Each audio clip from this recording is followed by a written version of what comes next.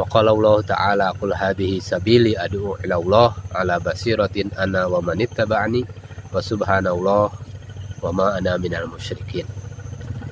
Hadirin yang dimuliakan Allah Subhanahu wa taala.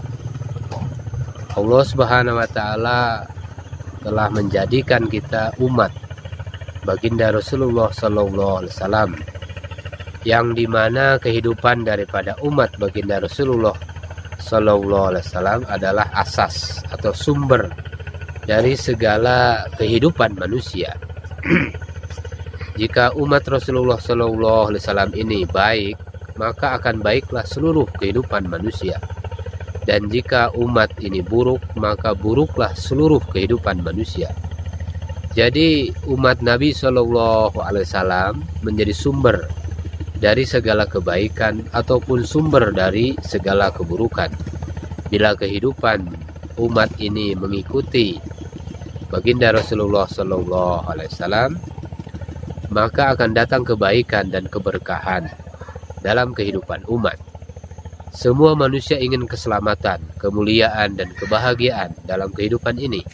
Semua manusia menginginkan perkara ini dari orang yang beriman, ataupun orang kafir, orang Yahudi, orang Nasrani, dan lain-lain.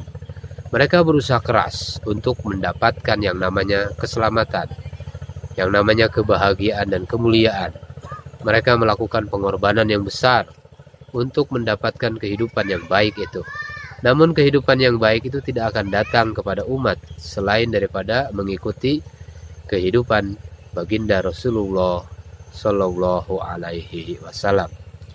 Saudara-saudara sekalian yang dimuliakan Allah Subhanahu Wa Taala, namun kebanyakan manusia hari ini membuat usaha untuk mendapatkan kebahagiaan dengan cara mengumpulkan kebendaan.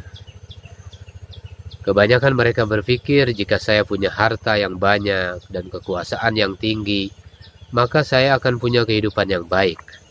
Namun Allah Subhanahu wa taala sudah menjelaskan kepada kita bahwa kebahagiaan, kemuliaan, dan keselamatan kehidupan manusia di dunia dan di akhirat bukanlah dalam perkara-perkara tersebut.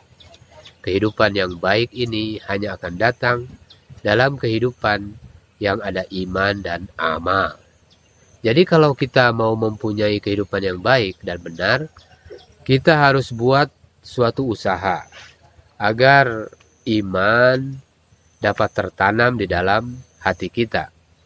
Nah, wujudkan amal-amal soleh dalam kehidupan kita, maka akan datang kebahagiaan. Saudara-saudara sekalian yang dimuliakan Allah Subhanahu wa taala, apabila wujud iman, wujud amal soleh, baru nanti Allah Subhanahu wa taala akan datangkan kehidupan yang baik kepada kita. Jika seseorang membuat usaha untuk mendapatkan kebahagiaan dengan cara mengumpulkan kebendaan, maka orang ini terancam mendapatkan musibah, penyakit, takut kepada kematian. Orang ini akan berusaha siang dan malam agar malaikat maut tidak datang kepada dirinya. Baginda Nabi Shallallahu Alaihi Wasallam telah memberikan satu jalan yang jika tempuh jalan itu, maka kita akan menyambut mati dengan gembira, bukan dengan ketakutan. Melalui jalan yang dicontohkan dan ditempuh oleh baginda Nabi Shallallahu Alaihi Wasallam akan membuat kita tidak takut pada kematian. Saudara-saudara yang dimuliakan oleh Allah Subhanahu Wa Taala, orang-orang yang ingin mendapatkan kebahagiaan dengan kebendaan dan kekuasaan, mereka ini akan mengalami kesusahan di dalam kehidupannya di dunia ini.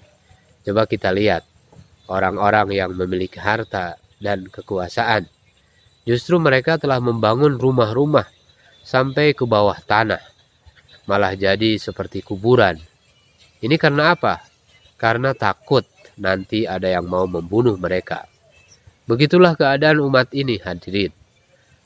Jika agama sudah keluar dari dalam diri, maka perbuatannya akan menjadi seperti anjing gila.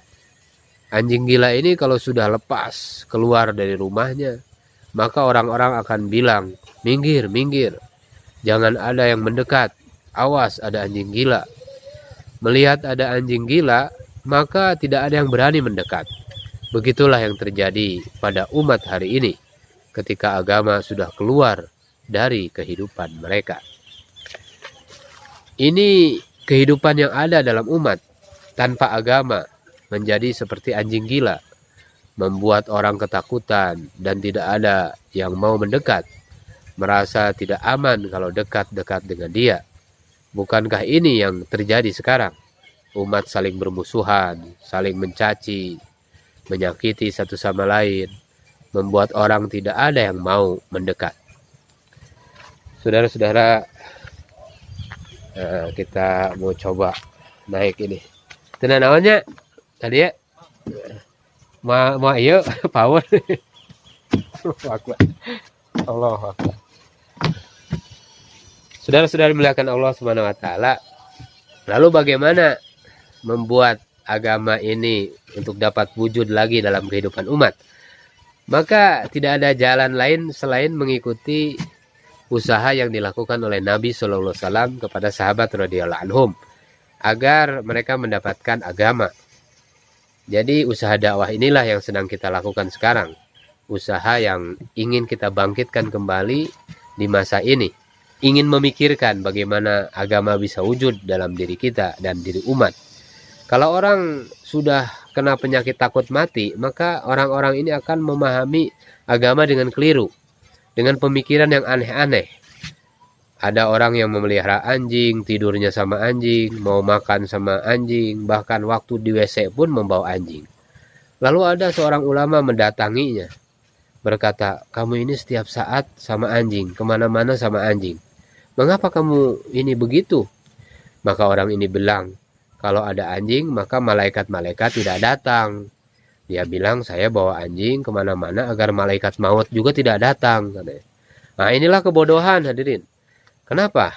Karena apa? Karena jauh dari agama. Maka ulama ini katakan, malaikat maut akan datang kepada kamu dan kepada anjing kamu. Tidak akan ada yang bisa menahannya.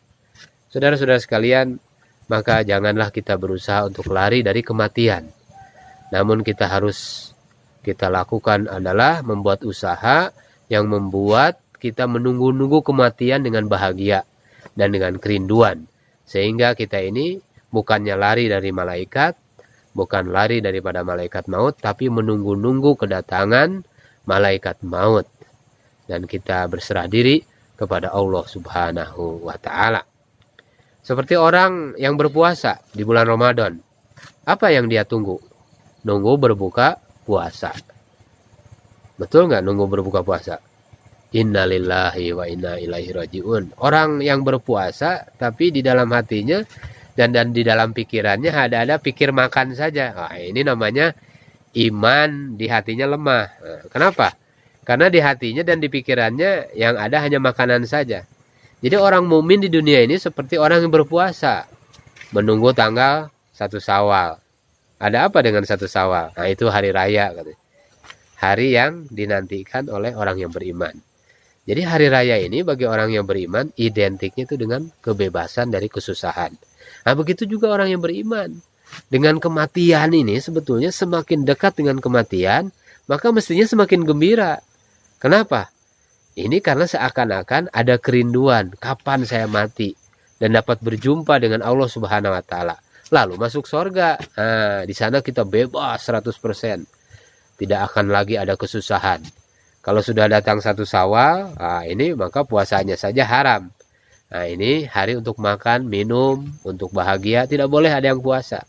Maka begitulah orang-orang yang mati dalam keadaan beriman, seperti orang yang bebas sesuka hatinya seperti di hari raya. Pada waktu itulah dia bebas untuk tidur senyenyak-nyenyaknya, tidur sampai malaikat datang dan berkata, tidurlah kamu dengan nyenyak, selayaknya pengantin baru, katanya. Pada hari pertama tidurnya pengantin baru, nah ini tidak ada yang berani membangunkan selain orang yang dicintainya, yaitu suami atau istrinya sendiri. Nah, begitu juga orang mukmin tidur di kuburnya. Tidak ada yang berani membangunkan selain Allah Subhanahu wa taala sendiri yang membangunkannya. Saudara-saudara sekalian yang dimuliakan Allah Subhanahu wa taala. Masya Allah. Mari kita pikirkan sekarang agar bagaimana agama masuk dalam hati kita. Nah, namun iman ini akan bermanfaat jika didapat sebelum kita mati, bukan setelah kita mati. Nah, saya yakin bahwa kita sudah paham pentingnya iman dan amal, pentingnya mempersiapkan diri kita untuk akhirat. Tetapi anehnya ketika ditawarkan kepada kita, keluarlah kamu di jalan Allah Subhanahu wa Ta'ala untuk mendapatkan kesempurnaan iman, maka dia akan bilang, nanti saja katanya. Nantinya kapan gitu? Setelah mati tidak akan ada lagi. Kalau setelah mati nanti semua pada hari kebangkitan, semua manusia menunggu-nunggu hari hisab, akan bisa disegerakan hisabnya karena susahnya dan menderita keadaan ketika itu. Namun para ahli iman berbeda keadaannya. Mereka duduk di bawah naungan aras, di bawah naungan aras Allah Subhanahu wa Ta'ala. Sudah disediakan jamuan makan yang besar, mereka bebas makan sepuas-puasnya. Jadi para ahli iman itu nanti di padang mahsyar mereka akan dihantar menuju telaga Kautsar, di mana mereka akan diberi minum oleh Nabi Sallallahu Alaihi Wasallam. Masya Allah. Saudara-saudara yang dimuliakan Allah Subhanahu Wa Taala, barang siapa yang minum dari telaga Kautsar, maka dia tidak akan haus untuk selama-lamanya. Masya Allah, semoga apa yang kita bicarakan di pagi ini memberikan manfaat bagi kita. Kita ada di daerah Maroko namanya. Masya Allah. Nanti kita siang insya Allah Man, kita jalan-jalan ke sana. Insya Allah kita akan menggunakan perahu-perahu ini. Masya Allah. Semoga menjadi sebagai sarana tazkirah kepada Allah Subhanahu Wa Taala. Dan kita syukuri nikmat-nikmat Allah Subhanahu Wa Taala demikian banyak itu, dengan senantiasa istiqomah dalam setiap amal, dalam suasana dan keadaan apapun. Subhanallah bihamdi, subhanaka Allahumma bihamdika, asyhadu an la ilaha illa anta, astaghfiruka wa atubu ilaik.